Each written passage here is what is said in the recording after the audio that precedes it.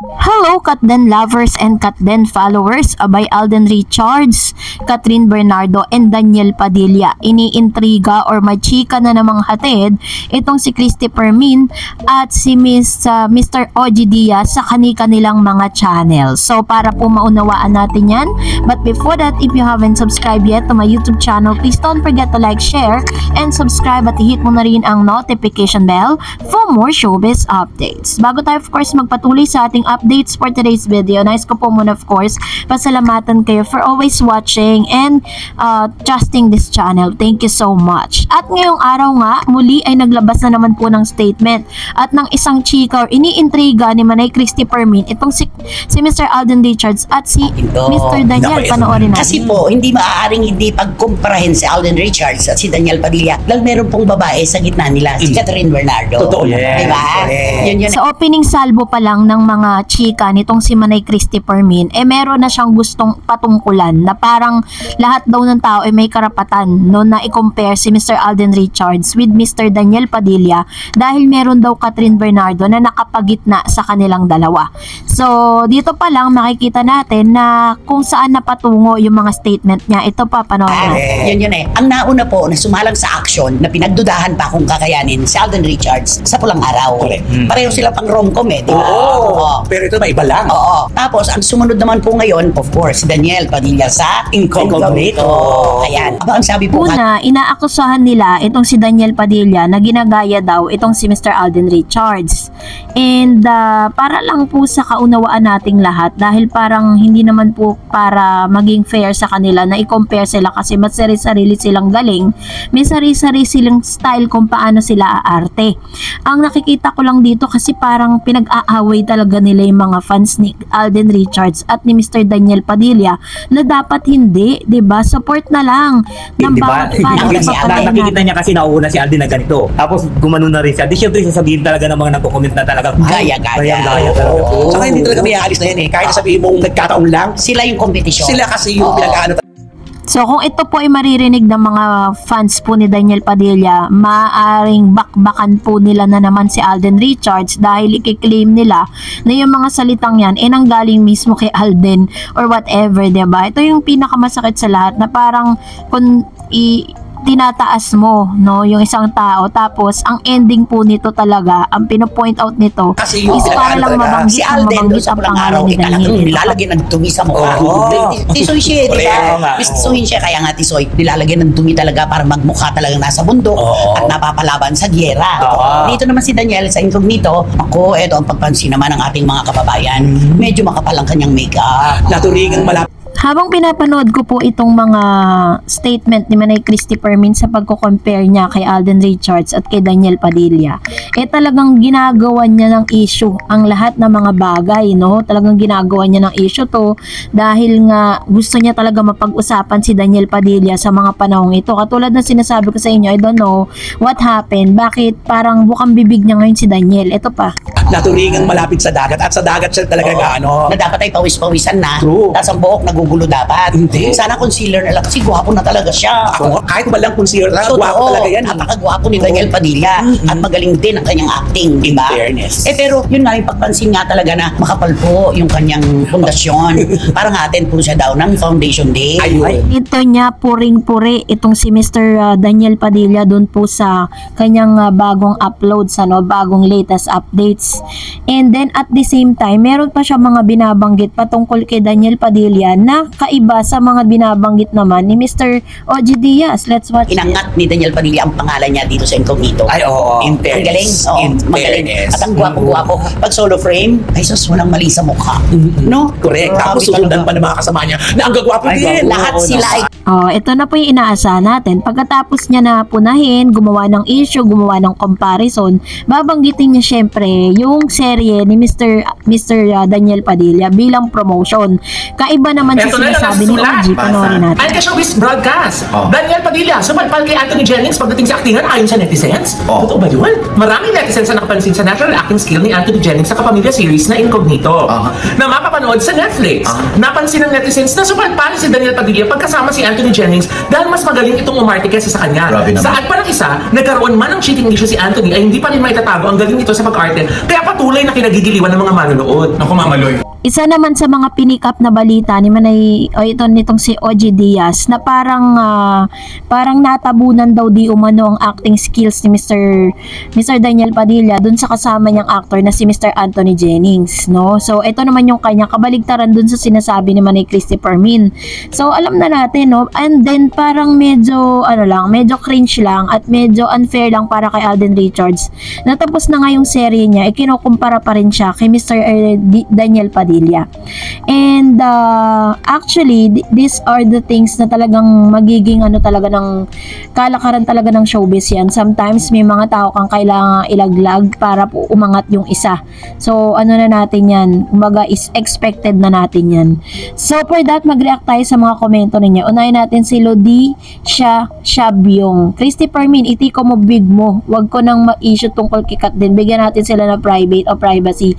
Sila Kat din, gusto mo pera-pera, iba na lang Christopher Min mag-issue. Wag sila Kat din, privacy lang po. Respeto po tayo kay Kat din. Okay po ba? Ayan. So ito naman yung kanyang komento with regards to this, no? So naiintindihan naman natin ang Kat din or kahit po yung ibang mga artista, may mga bagay sila na gusto na pina-private po nila.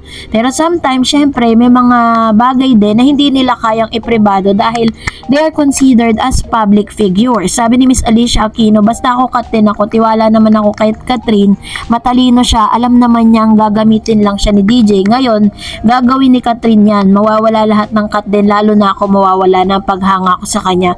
Hilain lang siya ni Daniel sa paglubog ni DJ, pero may tiwala ako kay Kat at matalino siya.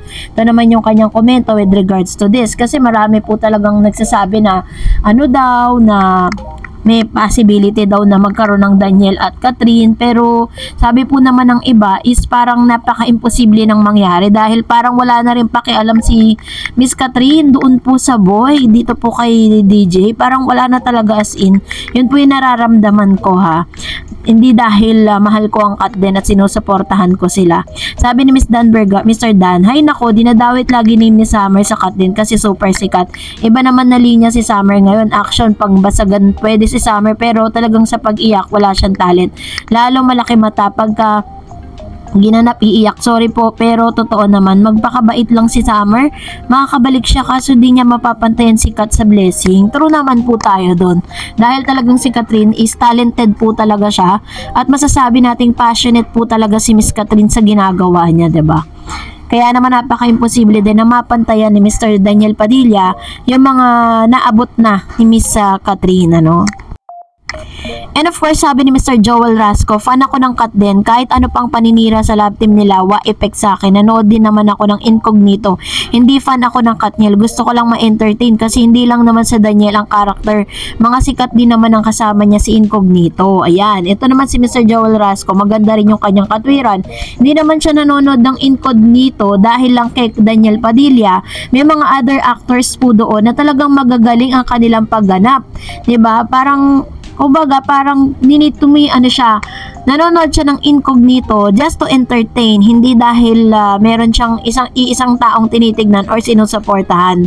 Tama naman yung katwiran ni Sir Joel. And sabi ni Mr. Renato Husayan, hi Miss Tareds, thank you po sa palagyang updates of Kat din. Keep it up Miss Tareds, your credibility makes difference. Forget about the showbiz columnists, meron silang kanya-kanyang bias when money talks. After all, hanap buhay nila yan. Wala silang pakis ay kasisira ng credibility nila. As long as bayaran mo sila ng tama, asking price, go ahead. Pababaguhin ko karir mo, bulok, simple, as that maniniwala akong simple.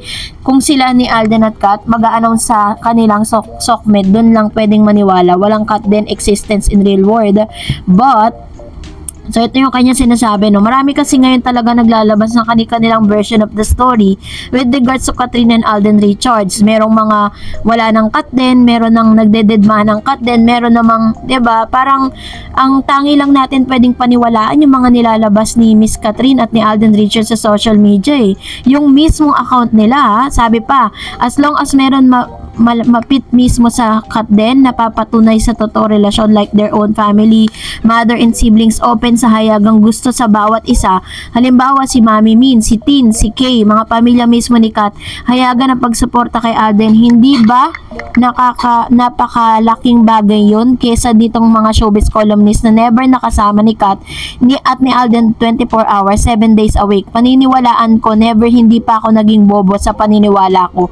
Itong depende na lang, sabi niya, sa paniniwala or depende lang sa mga fake din reliable sources, which is very true, diba? Kaya nga po nung mga nilabas ng mga kapamilya ni Mama ni Miss Catherine, talagang doon ako talagang bibilib ka kasi sila talaga yung nakakaalam ng buhay ni Catherine At sa pamilya din ni Alden Richards, sila din po yung nakakasama ni Alden Richards 24 hours. Pero yung mga columnist bias, yung mga nababayaran, 'di ba? Parang very questionable yun And of course, sabi ni Mr. Armando, iyang buhay ng chismosa gaya ni Christy Permin, kailangan pa bang sasabihin ng Kat din kay Permin kung anong nangyari sa kanila? Dalawang personal na nila yon. Katulad ni Permin, walang katiyakan sa mga sinasabi niya kasi karamihan naririnig niya lang chismis, walang na talagang tatalo pa sa Kat din. Malalim na ang samahan nila. Kung tutuusin, matagal na nagmamahalan yung dalawa. Baka malaman natin, ikakasal na sila, kaya hintayin na lang natin sila kung kailan sila isa sa publiko tungkol sa kanilang dalawa. Basta ako, masaya na alam ko, darating ang araw na magsasama na silang dalawa. Kat din lang ang malakas. Good luck sa Kat din. God bless Miss Darreds. Ayan. Thank you so much, Sir Armando Cardova, sa inyo pong faith at sa inyong paniniwala for Kat din. Sabi ni Mr. Joseph, si Christy Permin, walang katotohanan ng mga issue. She lie. So, dyan na lang kay Daniel, hayaan na lang natin ang Kat din. Manahimik, at least tayo mga fans, hindi magbabago Kat din forever. Kasi yan po talaga yung pinakamaganda sa fandom ng Kat din. Kasi whatever na lumabas, yung mga solid to kahit anong lumabas, hindi nagwe-wave yung kanilang paniniwala at yung kanilang trust po sa Kat din, no? And Miss Alicia, kaya gusto ko tong channel mo, Miss Darreds, kasi napaka-positibo mo sa mga comments, subscriber mo o followers mo, lalo na sa mga Kat din na positive na mga comment. Ayan, salamat Ma'am si Alicia, salamat po, na-appreciate ko po ang inyong komento. At of course, malaking bagay din po na you trust this channel. Kasi kaya po talagang sometimes almost gabi na rin tayo nag-upload kasi we need to research and naghahanap tayo ng mga fresh news, yung hindi lang basta kinopya, 'di ba? And sabi ni Miss Gloria sa Silvano, mabait talaga si Kat. Kaya akala ni Daniel, madali lang niyang mauto si Kat. Hindi mo pa rin talaga kilala ang isang Catherine. 11 years stranger pa rin si Kat para kay Daniel. Mag-move on ka na lang, Mr. Daniel. Maraming girls dyan, hindi lang si Kat. Sana isipin mong mabuti kung anong ginagawa mo kay Kat. Sana mahiya ka naman, wag nang mamilit. Nakita mo namang masaya na si Kat, masaya na siya, tapos ngayon guguluhin mo na naman. Ayun. So, salamat po sa inyong mga komento at salamat din po sa inyong panonood. And that's it for today. For more videos and updates, please don't forget to like and subscribe. And please don't forget to follow my Facebook page, Darreds TV. God bless everyone!